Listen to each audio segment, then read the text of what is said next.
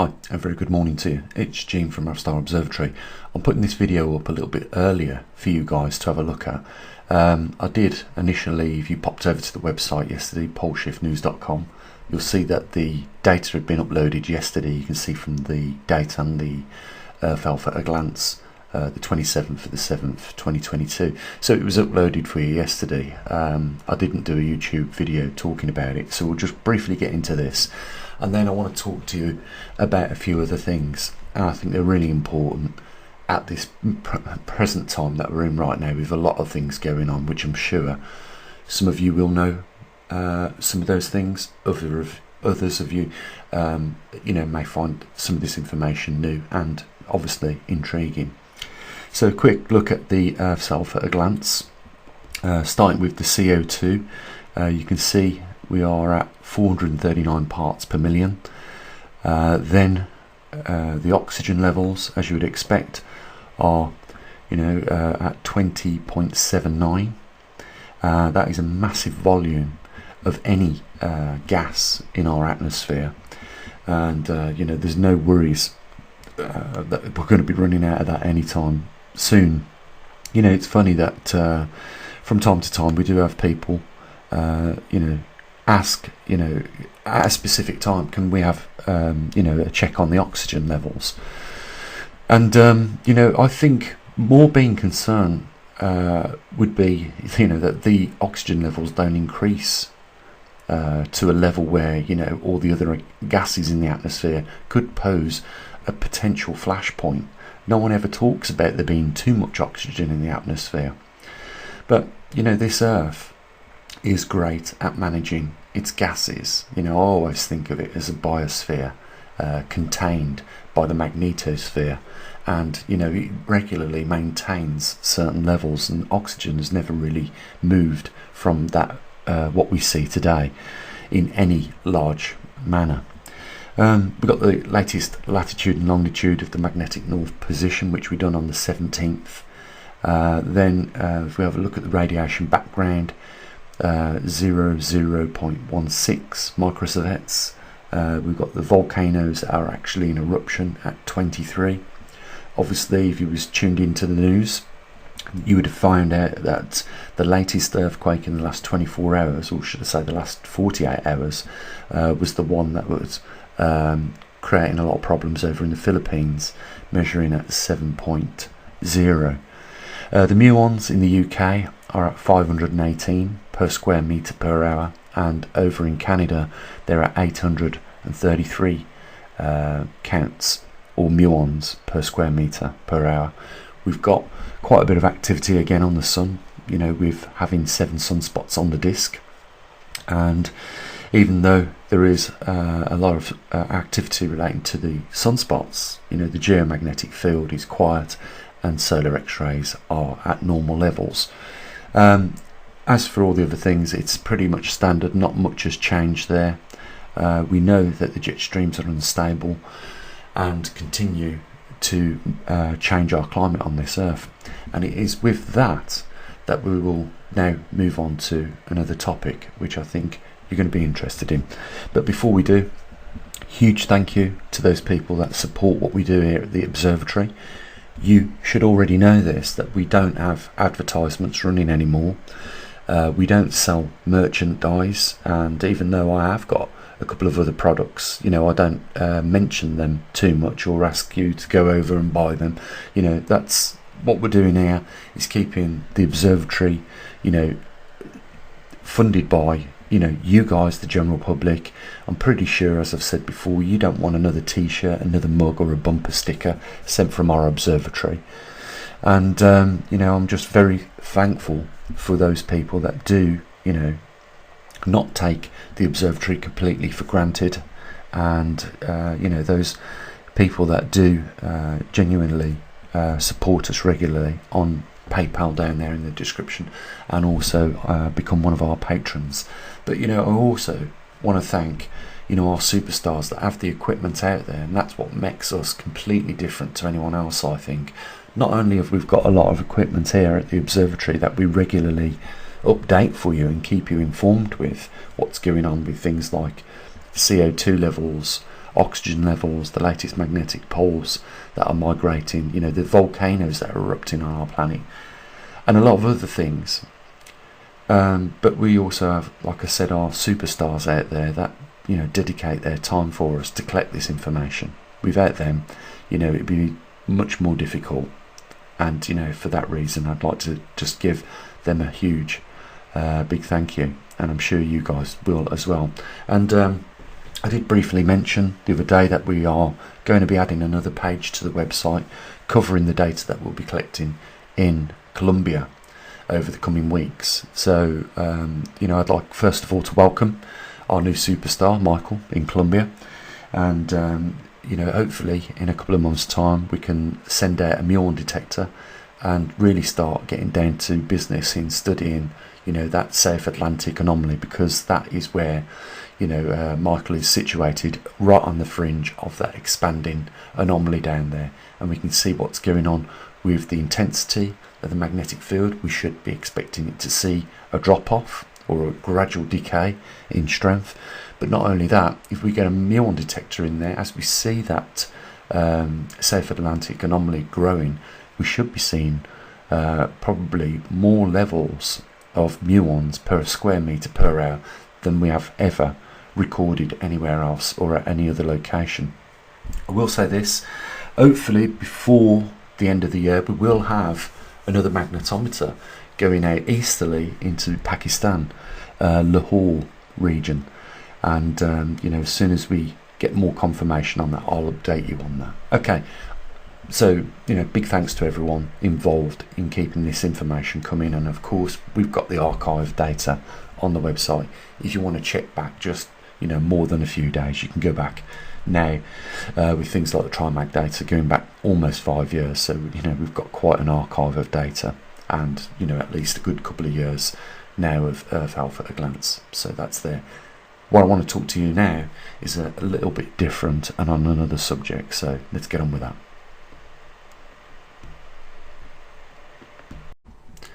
Just look at these individuals. You all know who they are, very famous world leaders. They've all got one thing in common, and sometimes we give them more credit than what is due, because I don't think they really do see what is about to happen. And that is probably because not one of these people was ever interested in the historical development of humanity on this planet, because we're all very lucky at this point in time. We can have access to the internet, and if we want to learn where societies in history have thrived and collapsed, we'll learn there is a couple of things that come inside when there is a huge collapse of a society. There are a couple of things that take place, and those are the things that are taking place right now. And just straight off the top, I'll tell you, it's corruption and greed, and that aligning with climatic change on our planet. You go back to the Sumerians, and if you had a civilization of 100,000 plus, you was doing really well back in them days, but desertification is what brought an end of their ruling in that region, and corruption. The same for the Egyptians when the Nile stopped flooding the lush grass, green lands at the side of the Nile. They couldn't feed the population, and it collapsed. And it's the same what we're facing today. And these people that you're looking at now have failed to realise that. They don't work together. They don't address common problems together. And who always pick up the bills for this? It's the people like me and you. And in general, what's happened in our history is people have abandoned the systems or the governments and said we'll have nothing to do with that. During a thriving point in time, everyone wanted to be part of it and as close to it as possible.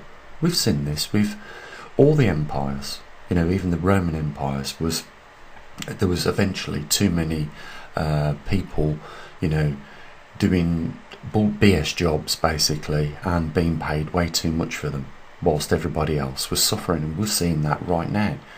If we look at the Chinese president in China and what he's having to deal with well, he's got some big issues on his hands, and a lot of you guys probably aren't aware of it, but I'll just mention a few. He's still grappling with the issue of the pandemic, and he's locked up over 1 million people. That's one of his problems, he's trying to get sorted. Another one of his problems is the government allowed 4 banks recently to open, and they're saying that it was a scam artist that ripped off, a lot of people. I'm not sure about the figure. I think it was something like 8 billion. I'm not 100% sure on it, but you've got to realise this. You cannot open banks without government officials okaying it, and they should have known, the government, that it was a scam, and they're probably involved in this. But basically what's happened is all these people that put money into the banks have just been told they're not going to get anything over $7,500 equivalent in yen back, and for some people they were managing the whole family's finances for them, and that money was in this bank. Well, not only did the supposed scam artist who was running these banks flee from any form of punishment, but he also took the money with him. And you can imagine that you've worked all your life, you've put your money in a bank, and saved it, you're looking after other families' money, and that's gone. And this is what has now triggered the Chinese president to now bring tanks back onto the street, resembling times going back to the 80s.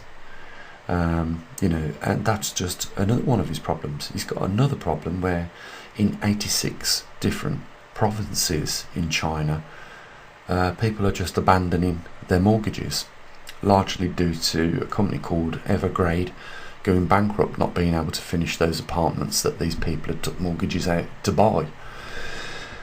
And that's just a few of his problems.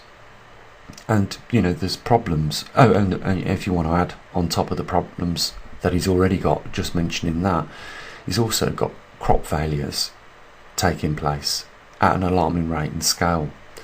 And so have a lot of these people that we're looking at now having problems with the climate.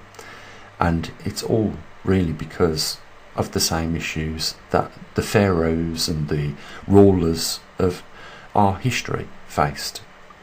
Too much corruption alongside climatic changes.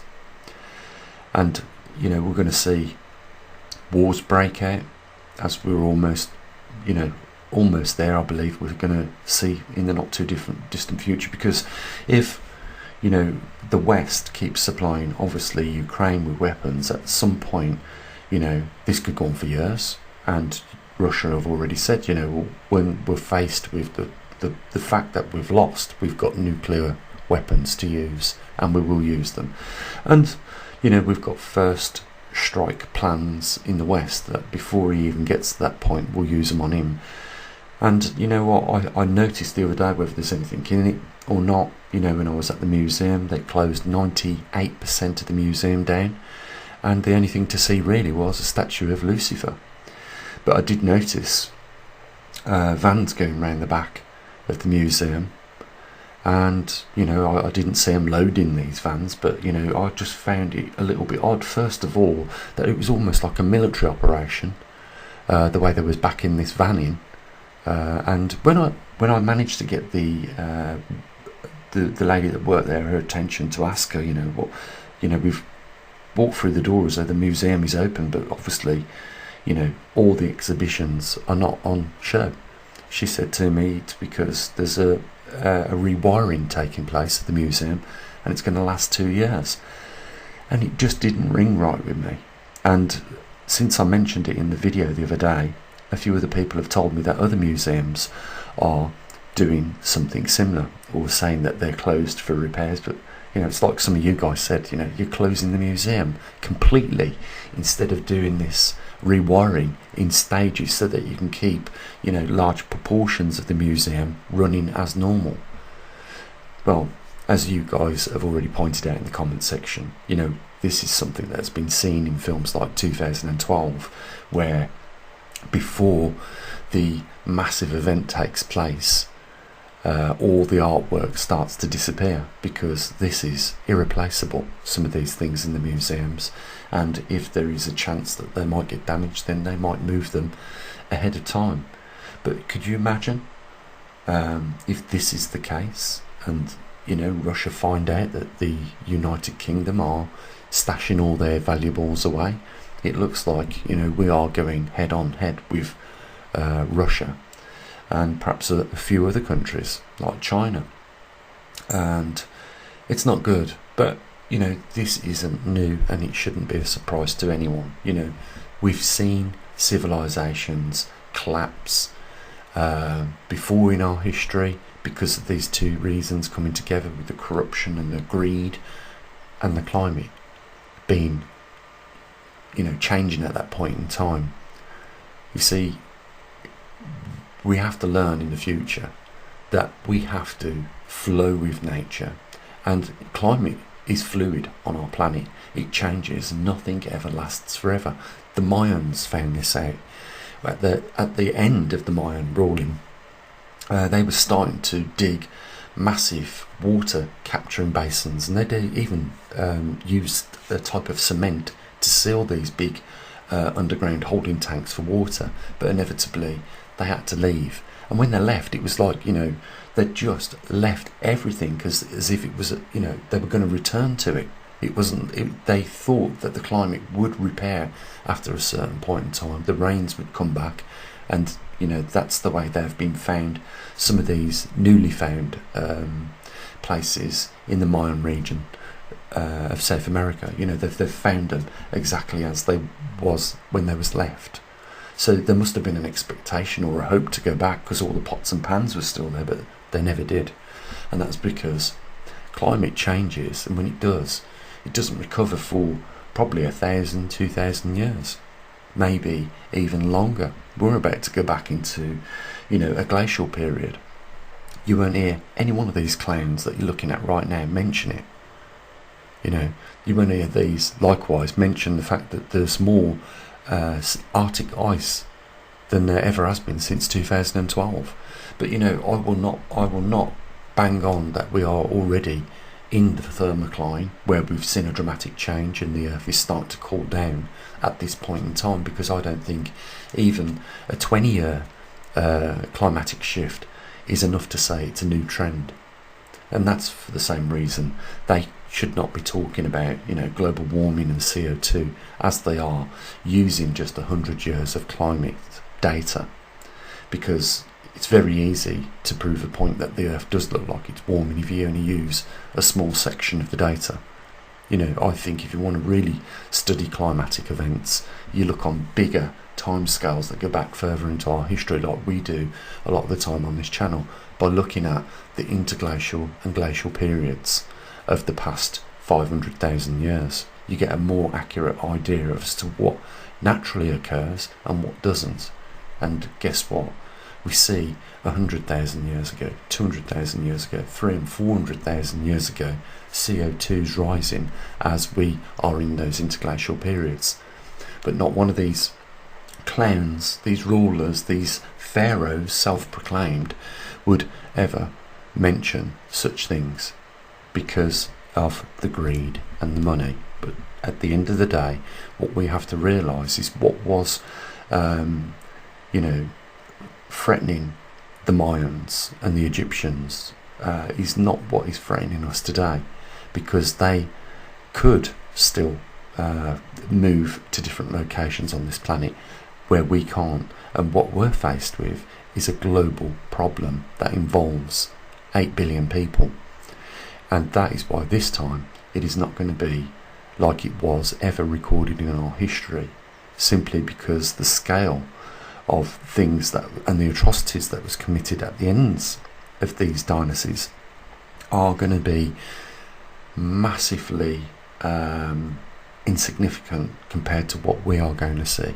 I don't want to frighten anybody on this channel, but I'm just saying that if you've been paying attention to some of the slivers of information that has been put on the news, you will see that this whole entire world is facing economic problems, and it is getting to the point where it is causing wars. And on top of that, we are seeing the damage being caused by a climate that humans haven't adapted alongside with. I've said this before, and people are going to come to terms with this and accept it. Cities are not self-sustaining, and they are not self-sustaining in a period of time where corruption is at its highest levels, and alongside that, climate is changing. Cities are not self-sustaining. So you need to, if you can, start raising the anchor, and you have to accept the fact that you might have to do what the Mayans did, and that is leave everything you've got behind and find somewhere else, and find another way of supporting your family and your loved ones. But that journey, for a lot of you, as you know, is not going to be an easy one, and some people are going to stay and try and hold their fort, but they're going to be trying to hold a fort at a time where starvation is massive, corruption and criminal activity is going to thrive like crazy, and that's what you're going to be up against, and it isn't good. And you guys know this already.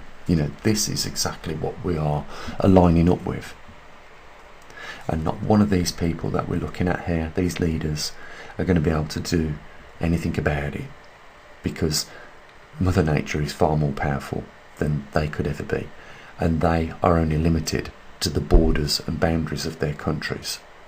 And this is a global issue, and the problem is they're already starting to fall out with each other. And every time this has happened in history, millions of people have lost their lives.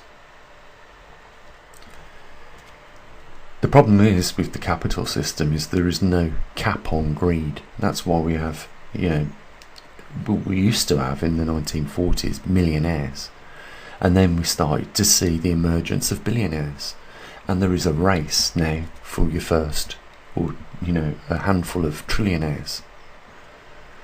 And that's just too much of the world's wealth in so very few people's pockets.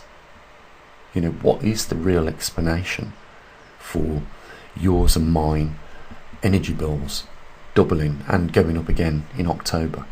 What really is the reason for that? And why is food so expensive? Is it supply and demand, as it always has been? Is food getting that expensive now because of a lot of things that are affecting the production of food? Fuel pumps charge more for the fuel, so the farmer has to put dearer fuel in his farm equipment.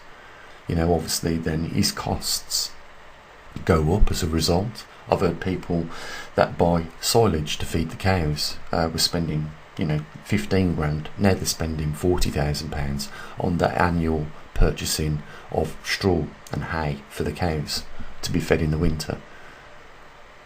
That's why our steaks, when we buy them, if we're able to buy them or afford them, they're no longer £3 each.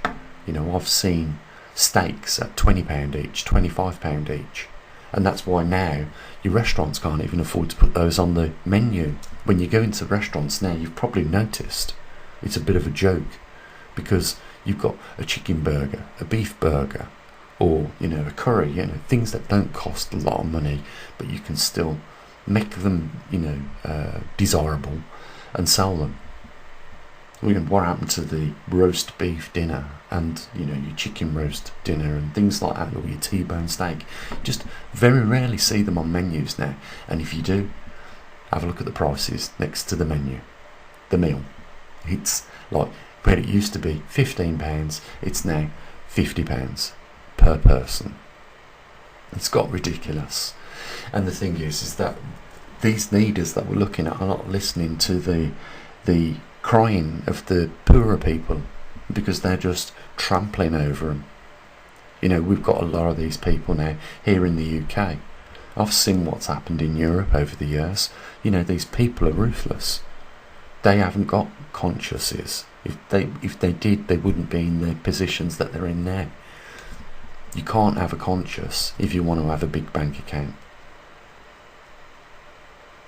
You know, I've seen people that lost their pensions in Spain that were going through the bins, and these were pensioners, and it is shameful how any society would turn their backs on those people that had worked all their lives for that country, making it what it is, only to reward them with, you know, a life where they have to mooch through a bin, hopefully to find a reasonable scrap or off-cutting of something that they can eat. I've seen this firsthand. These Macrons, Putins and Johnsons of the world do not care about their people. They care about themselves.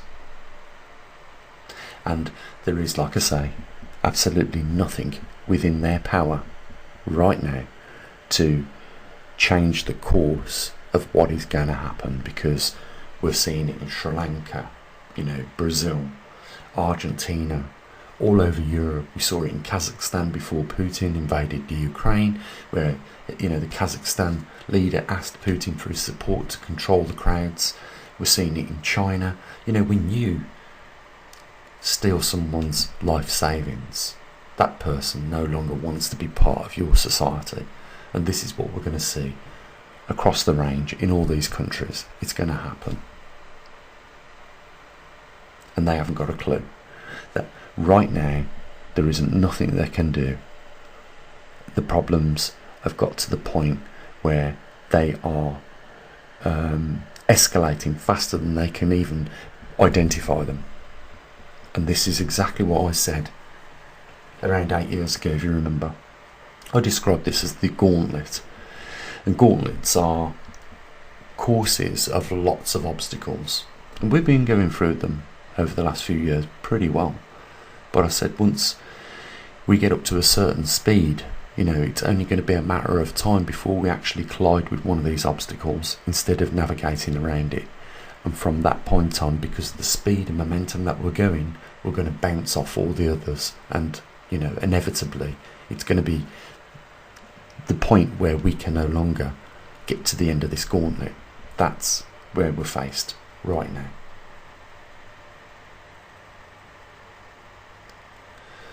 So you need to think about these things, because they're happening at alarming rates, and anything can change at any given time, and we could be faced with a completely new situation.